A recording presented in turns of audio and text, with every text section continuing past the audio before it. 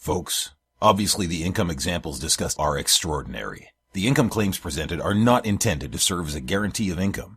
Instead, they're designed to give you an idea of what's possible. Success in this business requires leadership, hard work, and dedication. Since we want to help you make an informed decision, we've gone above and beyond with our income disclosure document. If you want to see the average earnings, please visit the page at www.empowernetwork.com/income.php. Hey, this is Lawrence Tam. I want to welcome you to the Inner Circle. And these calls are to help you with your business, your personal life, helping you grow, increase your sphere of influence, increase your ability to earn, more money or even help more people. And this call is specifically for those who are really, really looking to just grow faster. Listen to a daily audio is one of the fastest ways to growing. Having your brain align to your goals is the number one way to get you to your goals, because just wanting your goal versus actually having your goal aligned to it, that's the way the team works. You're getting your mind to it. So this call is specifically for that. And I have a special guest, and this special guest struggled for years in marketing and in business, but now is working it full-time for a little over 5 years now and is an ex-gym teacher. Let me go ahead and bring out Josh Only. Josh, can you hear me, my man? I can, Lawrence. Thanks for having me. I appreciate it. Oh, man. When I heard gym teacher, all I remember with gym teachers, our gym teachers back in the day, they wore those really short shorts. They used to call bike shorts, and they would have the whistle. And basically they would just say, hey, go run your laps or hurry up and change classes next. But they didn't really teach anything. It's kind of interesting that a gym teacher who's basically now in business that teaches marketing, teaches, how to sell things online, how to build traffic, how to convert leads. You have a very interesting topic today that you're teaching on, right? Absolutely, man. Absolutely. We're going to talk about something that, I think can help anybody who's trying to do this online thing for, whatever kind of business they've got. Absolutely. Awesome. Yeah. So today's topic, we're talking about email. Now, most people think email, they're thinking like back in the Stone Ages, Hotmail, AOL.com, maybe through your service provider. When they think email, they think, okay, the email they open up. But when you're in business or when you're in the niche of actually maybe building your brand or getting your product out there, when we talk about email, we're talking about the actual marketing principle of email marketing, getting your message through email delivered to other people, and how do you do that properly. So you had a couple tips, or actually you had a lot of bullet points on what you wanted to teach with email. What did you want to start with? Well, I think I want to start with a little bit of context, because once you have the context, you can understand, I think, and absorb the principles a little better. So let's think about what typically happens, and I think most listeners probably at some point have gone through this process, right? Some way, shape, or form, you end up on a capture page. Whatever the case may be. Maybe you got an email, maybe you saw a Facebook ad, maybe you saw a banner on a website, whatever. You end up on a capture page, you end up entering your email information, and typically what happens is you go to some sort of what I call like out-of-the-box sales presentation, right? Most of the people listening to this call are in some sort of business opportunity, have been in one before, and generally speaking, in those sort of scenarios, you're given like this out-of-the-box stuff, right? You might even be given an out-of-the-box capture page or a sales video and so forth. And so when you think about it, let's use the scenario of Lawrence and I. Lawrence is the prospect, and I'm the person building my list, right? I'm building my email marketing list. And let's say, however I got it, I got my sort of canned or out-of-the-box capture page in front of Lawrence, and Lawrence enters his information, right? He enters his email, and he hits submit, and he's taken to a sales presentation. But the sales presentation isn't from me, right? Because I'm not the creator of the opportunity or the business or whatever. I'm just using what I was given. He watches the presentation. Maybe he gets distracted. Maybe the kids start screaming. Maybe he watches the whole thing. I don't know. It doesn't matter. But if you put yourself in Lawrence's shoes, you got to a page, generally speaking, that has no information about me on it. He watches a video that has no information about me on it. And then he gets an email from me. And he's like, well, who's this Josh guy? Delete. Might even mark it spam, right? And isn't paying attention. Let's do a different scenario, and the way that I recommend that you all do this process so that you can get. I've tested this. I've tested doing the scenario I just outlined for you extensively, and I've tested the scenario I'm about to outline for you, and I have documented it. I get anywhere, depending on where the people are coming from, I get anywhere from double to quadruple email open rates, not only on my initial email after someone opted into my capture page, right, but on follow-up sequence emails and even broadcast emails as well. So let's take a different scenario. Same thing here. Lawrence, however I get him to my capture page, one way, shape, or form, I get him to my capture page. Same capture page even. Now, we might even talk about how you can get a little bit better results, and things you can do with your capture page versus using maybe, something you've been given by the company that you're working with. But he gets to a capture page, enters his email, and instead of going to some sales presentation or sales video or some information that has nothing that has no way for Lawrence to meet me, he goes to a page that has a video by me, short video, minute or 2 minutes, doing a couple of things. Number one, introducing myself. Okay, just introducing myself. Hey, this is Josh Shanley, and I wanted to let you know that the information you requested has been emailed to you.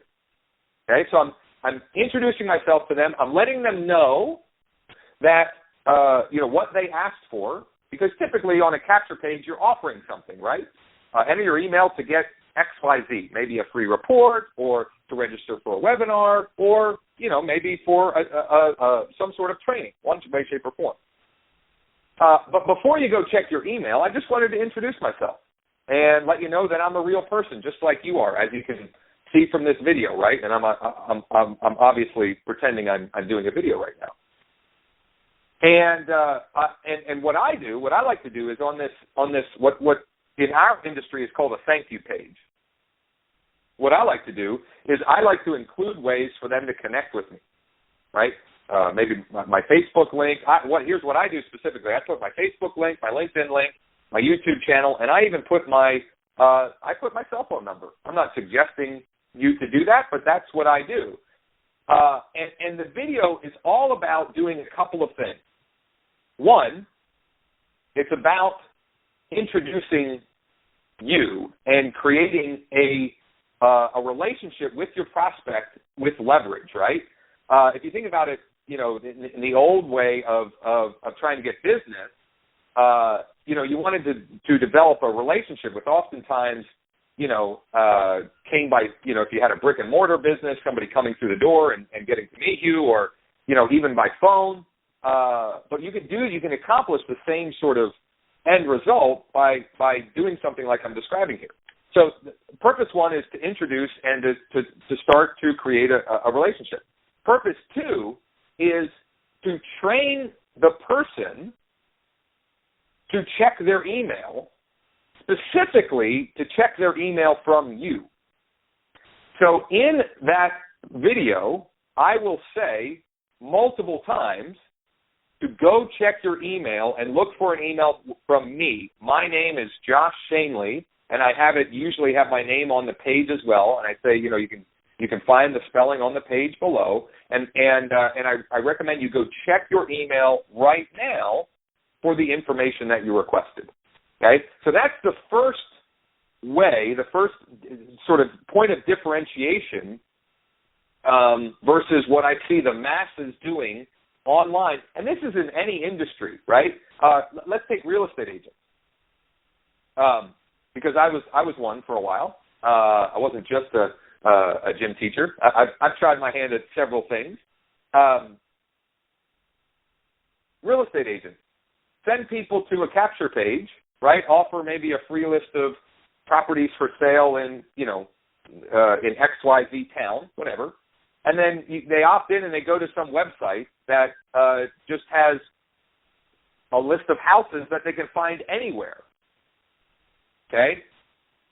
Creating some people call this a bridge video. I think it's slightly different than a bridge video. It's creating that initial bond with your prospect and training and setting an expectation for them to go check their email and look for email from you. Now, a couple of things you can do to even crank this up a bit is create some level of excitement in the prospect in that video. Maybe you've got a bonus training or some bonus information that you're going to include in the initial email or maybe in your follow-up sequence, which we'll talk about here in a minute. But create a level of excitement or a level of surprise that you're already like going to over-deliver to them. You know, hey, I know you asked for information about XYZ, but I wanted to let you know that I'm also going to be sharing with you, W or TUV, whatever, I don't know, different letters.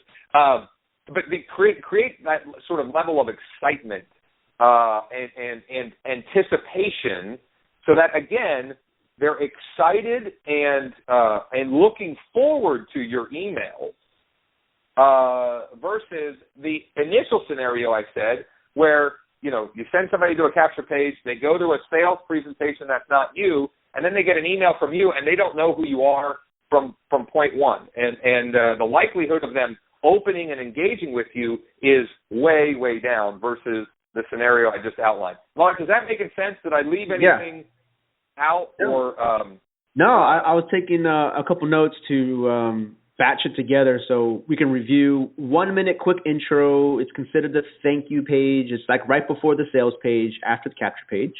And the pre-frame on that video would be to say, hey, the information is being emailed to you. Say what your name is. I'm a real person. Build a quick rapport with the person. And then have some type of surprise or some type of ad copy to have that person wanting to search for your email. Did I miss anything? Right on. No, that's like perfect. That's perfect. Okay. And here's the thing.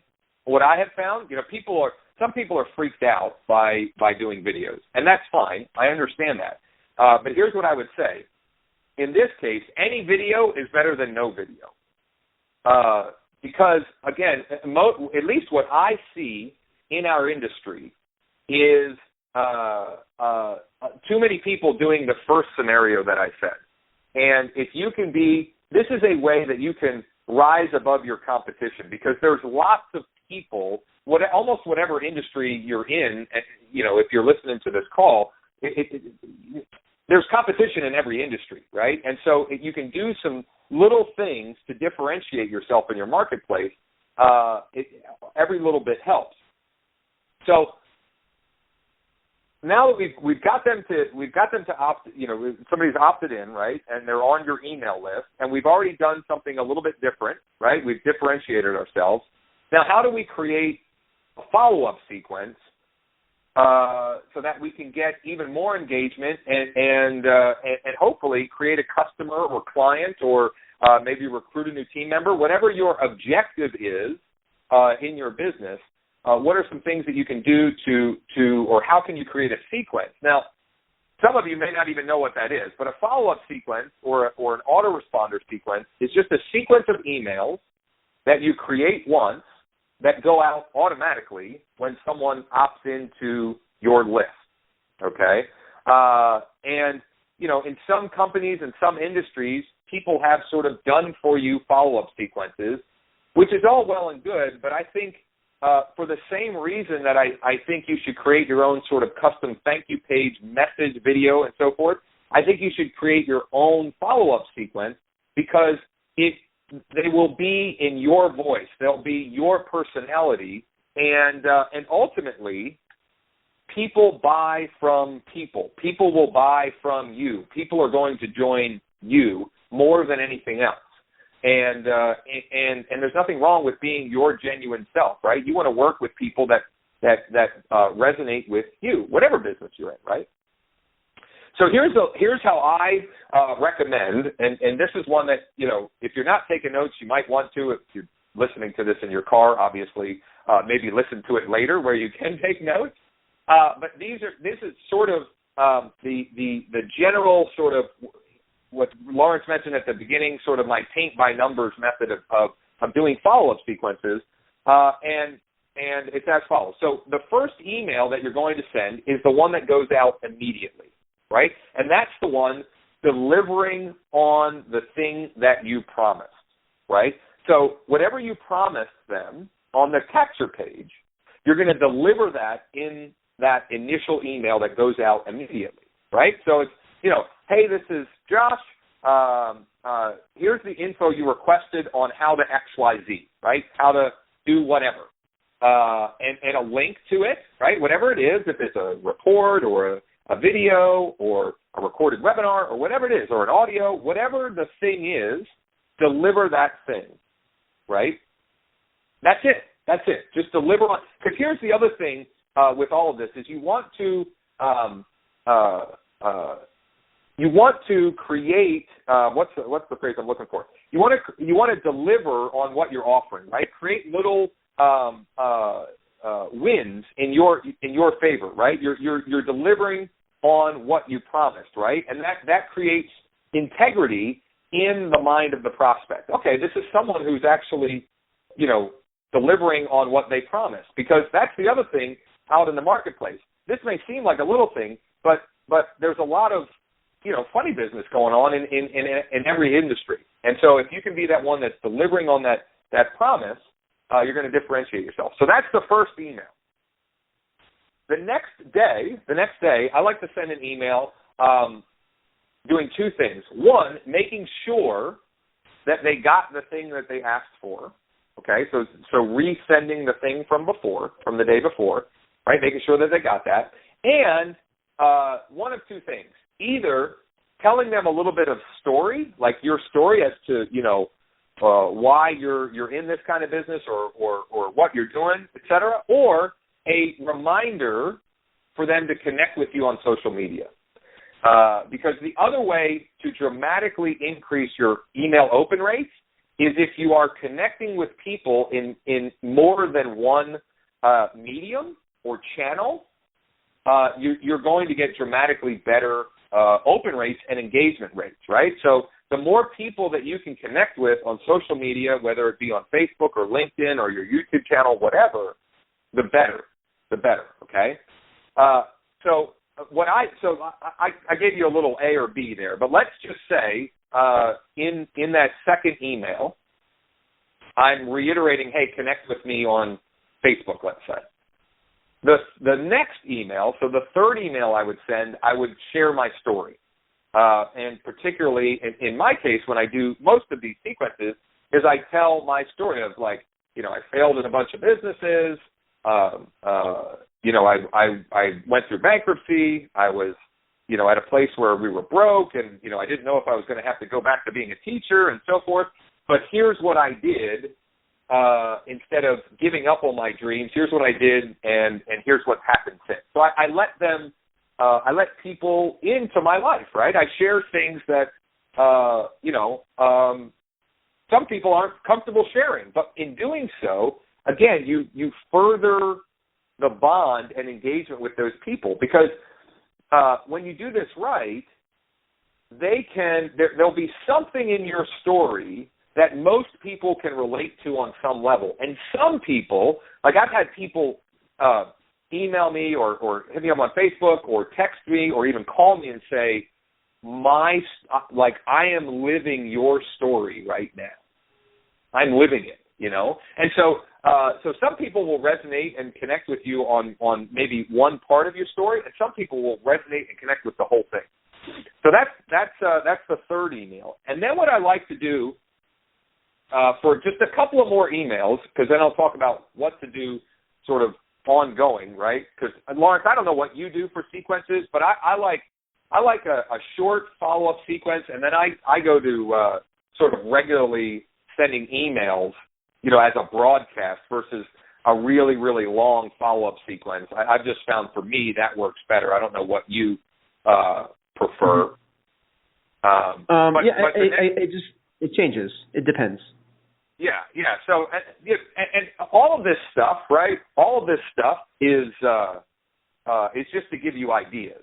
right? There's no perfect formula for everything. There are principles that you can apply, and you've got to tweak them and think for yourself how you can apply them to your industry. So here's the rest of what I typically do in a follow-up sequence.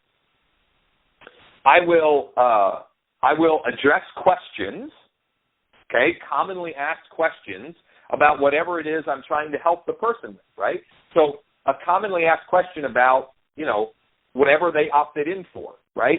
If they opted in for, information on how to get more traffic to their website, or how to get more leads, or how to make more sales, or how to recruit more people into their business, or whatever it is they opted in for, even, real estate, whatever, frequently asked questions about buying your first home or getting a mortgage, whatever. Answering commonly asked questions, right? I like to do that in my follow-up sequence as well. I like to share stories other than my own, right? Because that will increase the potential of that person doing business with you, right? Because they might be able, if you tell your story, you might be some superhuman person, right, in their mind. But if you share other stories of people who have gotten the result that you've gotten as well from the information that you share, well, now it's like, well, it's not just Lawrence that can do this, or Josh that can do this. Billy Sue, that was a terrible example, but Bobby did it, and Tammy did it, and Robert, Robert and Bobby. I should have thought out my names, but you get the point. And the success story should be related to what the result they're looking for, right? The result that they opted in for. So, if somebody opted in for information about, how to recruit more people into their business, you would want to share success stories of people who've applied the information that you shared with them and gotten the end result. If let's go to the real estate example again.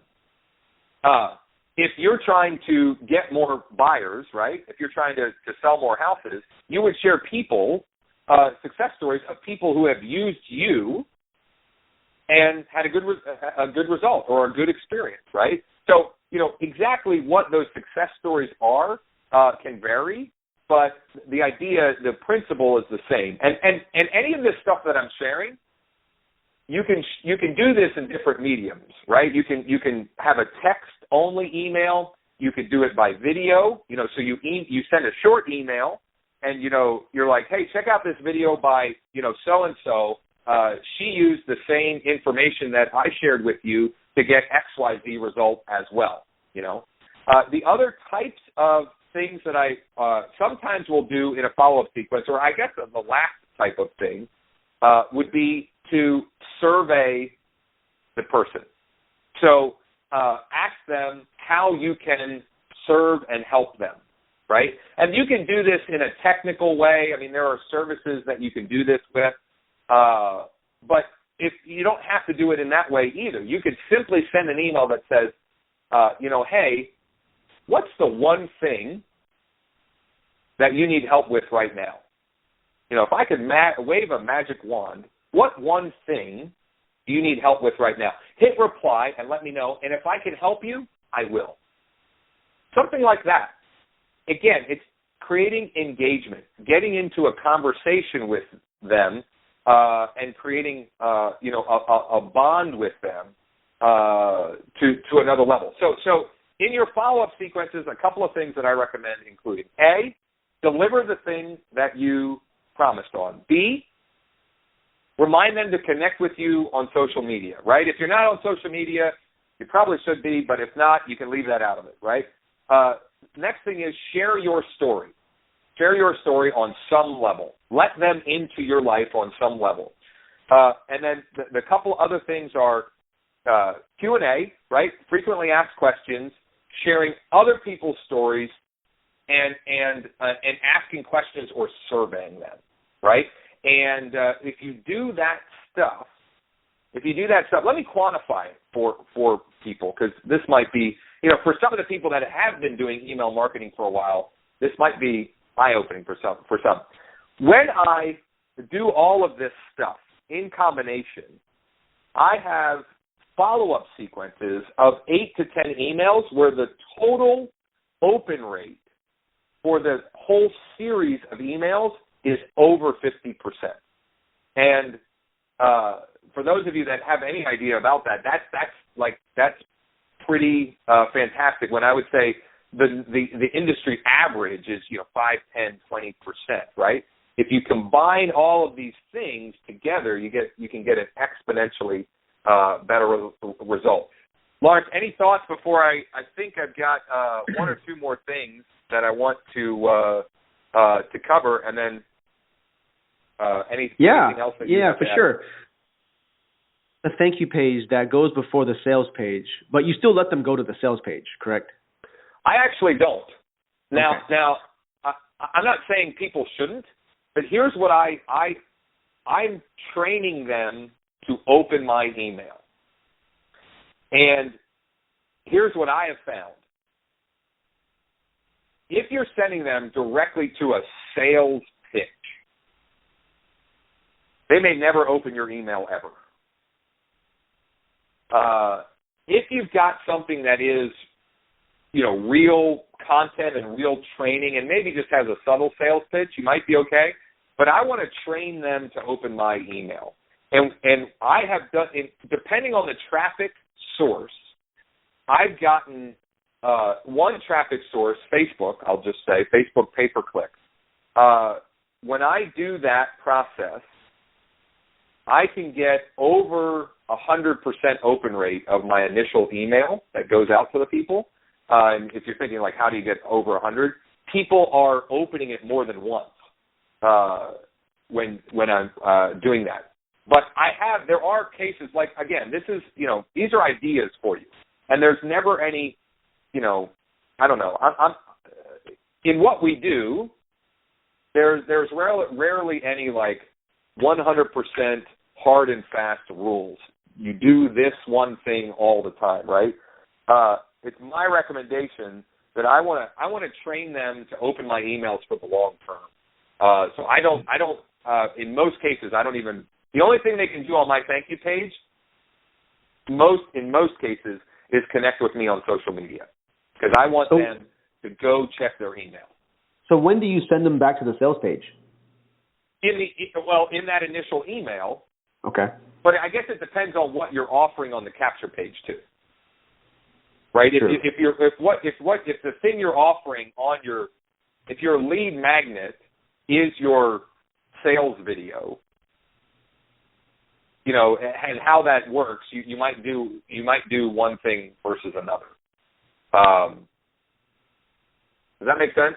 Yeah. If you're offering a report, let's say you're offering a report that isn't about your sales video for your company, then in that case you might do a thank you page bridge and let them, go to the sales video if they choose, because the report is separate from that, right? But if what they're opting in for is the sales video or the training video, I want them, I'm doing everything possible to train them to open my email, because this part of it is technical, but if you get people to open and engage with your email, you're more likely to get back into their inbox. And, with most email providers now having different email box, the primary box and, different boxes, the more you can get into their primary box, or at least just into their inbox, the better. And by getting them opening and clicking on your emails, it's one of the best ways to help that happen more frequently. So your process is you want to sell, well, not always, but let's just say basically you want to build a rapport with them, get them used to opening your email, and then you'll sell from there versus straight to the sales page, which could burn a bridge where they'll never open an email from you again. That's the idea. And what I've found, generally speaking, is I don't lose any upfront conversions, because the person that was going to buy or join or whatever is still going to do that. Even if they've got an extra hoop or two to jump through, they're still going to do that anyway. But now I've created bigger engagement from all of those people, greater engagement, higher open rates from all of the people on that immediate email, but also on the following sequences and the broadcast that I send over time as well. So with this process, would you leave the default double opt-in in? I don't, but you could. I mean, you could. I view it as it's kind of like its own. It kind of is like a double opt-in, mm-hmm. but you know, some depending on who you're using for email marketing, the double opt-in emails can be hard to manipulate, and the default ones are just sometimes horrible, ugly. Yeah. So, but you're sort of accomplishing the same thing, right? You're you know, if somebody really wants the information, they're going to hit the back button and put in their real email, right? So if I put in a bogus email and I go to this thank you page, you know, and I see, oh, this is a real person, you know, and I got, you know, I guess I better put in my real email if I do want this, you know, this report or this information or whatever. Yeah.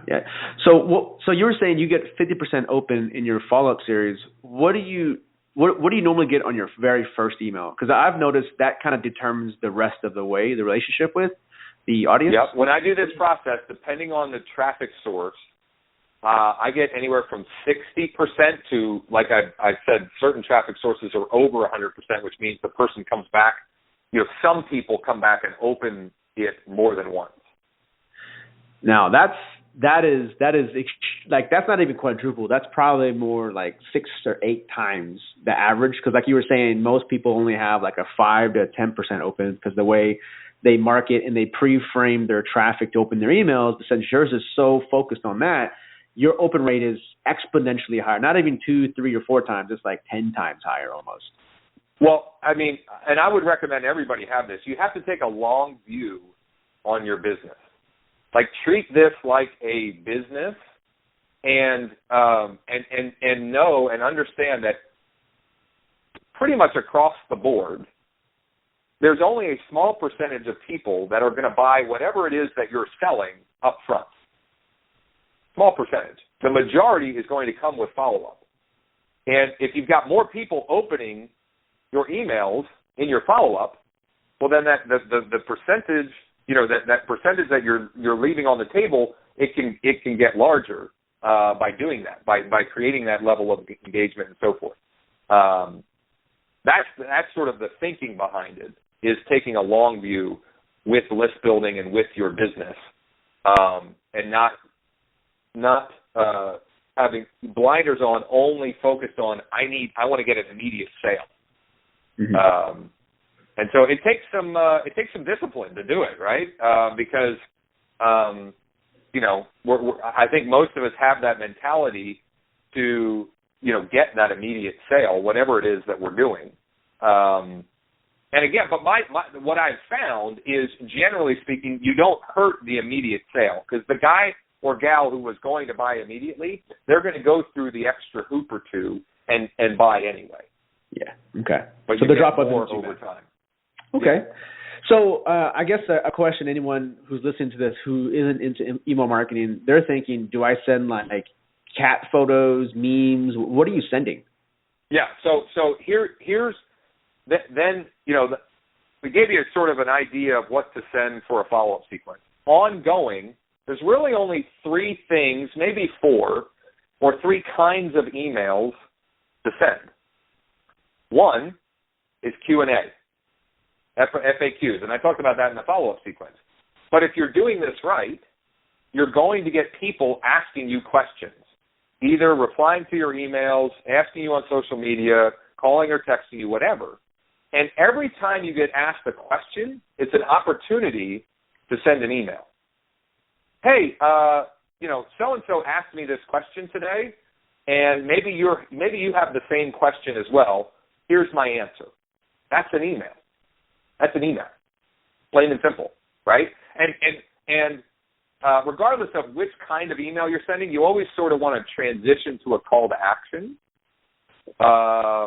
You know, and the call to action doesn't necessarily have to be to buy whatever it is that you're selling. Maybe the call to action is to register for a free workshop, or to get more information or something like that. It doesn't have to always be now go buy this thing, right?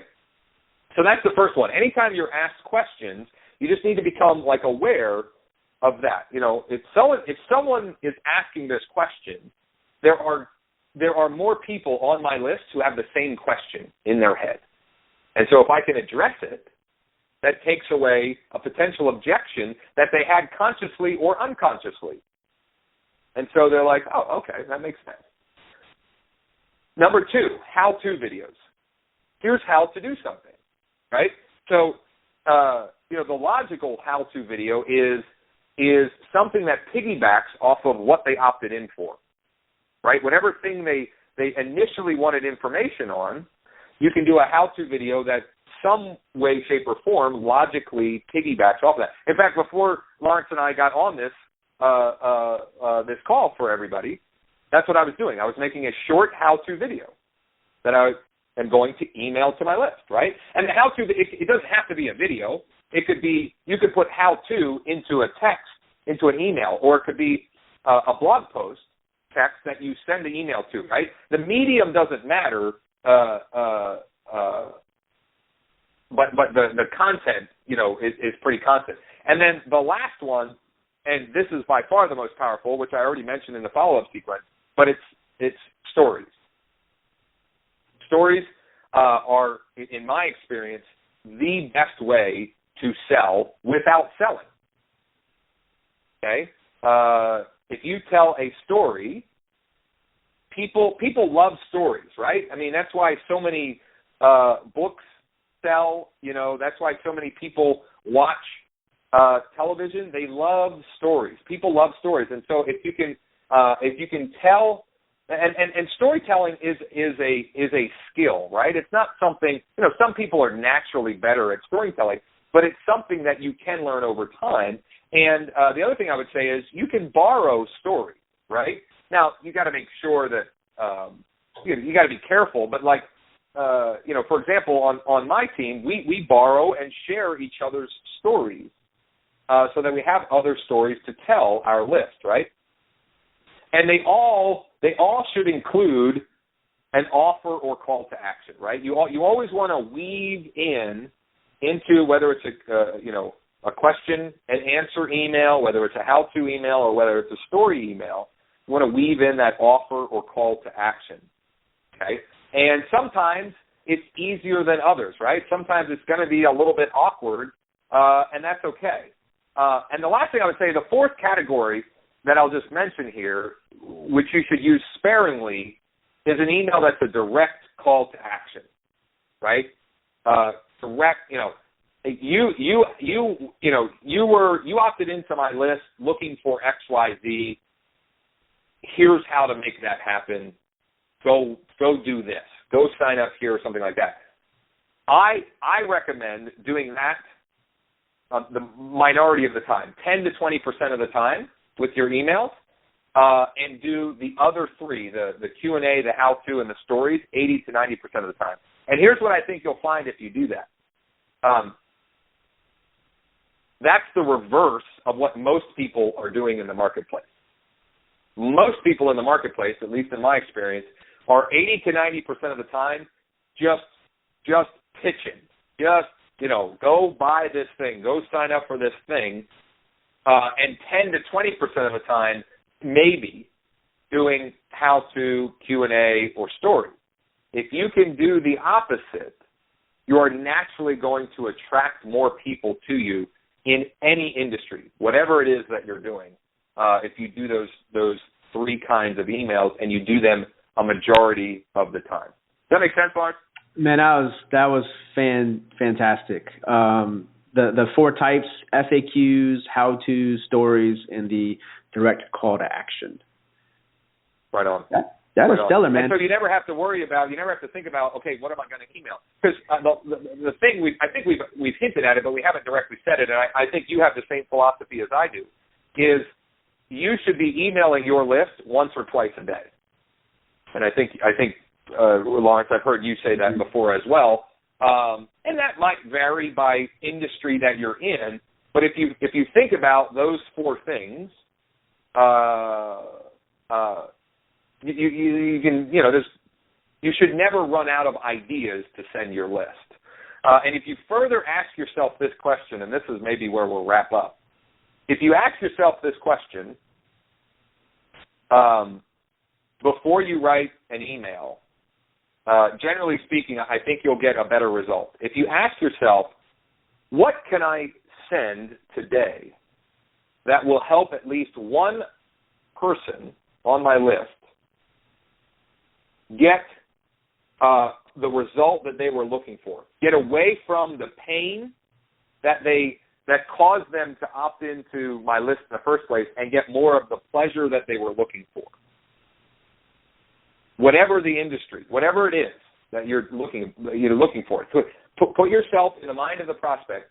What can I send today that would help just one person make a decision that would help them get less of what they don't want and more of what they do want? And if you put it into the context of those 4 types of emails, you should never have a problem coming up with an idea to email your list. That is awesome. So crafting an email specifically for one person, because it's easier for someone who writes an email to solve one person's problem than, say, 10 people's different problems. Right. And the thing is, that one person, if you have any number of people on your list, most likely it's going to talk to more than one person, right? But if you just think about it from that perspective, think about it like you're writing and crafting an email specifically for that one person. There's that myth.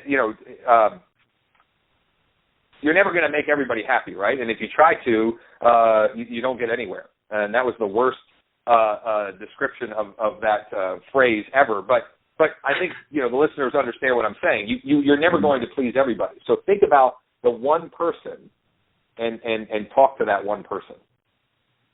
Yeah, that is killer. This is fantastic information. Just understand that in almost any industry that I've been researching, and if you just look around, 5 to 10% open rates is pretty standard for autoresponder follow-up open. So this is the type of information that would take any type of business. If you sell vacuum cleaners, you have a hair salon, or you sell homes, this is definitely something you should integrate into your business, because only a small fraction, like you said, only a small fraction will generally purchase on the front end. And, if you're doing digital products, or maybe you're in affiliate marketing, you're looking anywhere from 1 to 5% max. That leaves you anywhere from 95 to 99% of the people who didn't buy on first contact. So having a strong follow-up, and having a follow-up that people actually open, is very critical to your business on an ongoing basis, considering what your cost for traffic and clicks and leads would be. So we're going to wrap up this Inner Circle call. Josh, thank you so much for, coming out here and showing a game plan to how to double, triple, quadruple, even 10x your open rates. Is there anything lasting thing you want to say? No, man. I think I probably gave enough to get people's heads spinning. But here's what I do want to say. I want to thank you for having me on, and I want to thank every one of you for listening. Here's one thing I will say. I beg you, I implore you to take action on this information. This has nothing to do with emailing, but if I boiled it down to the one thing that took me from not succeeding to succeeding, it was the ability to quickly put knowledge into action. Right? So the faster you implement even just one of the things you heard on this call or any of these Inner Circle calls, the more quickly you're going to see better and greater results, whatever business you're in. Man, you hit it right on the head. So by all means, listen to this again a couple times, implement it same day. This is definitely something you can implement right now after you got this call, and then listen to the next calls for the Inner Circle. We want to thank you for everything. My name is Lawrence Tam. I want to thank Josh. Hey, thanks for everything. See you on the next call. Bye.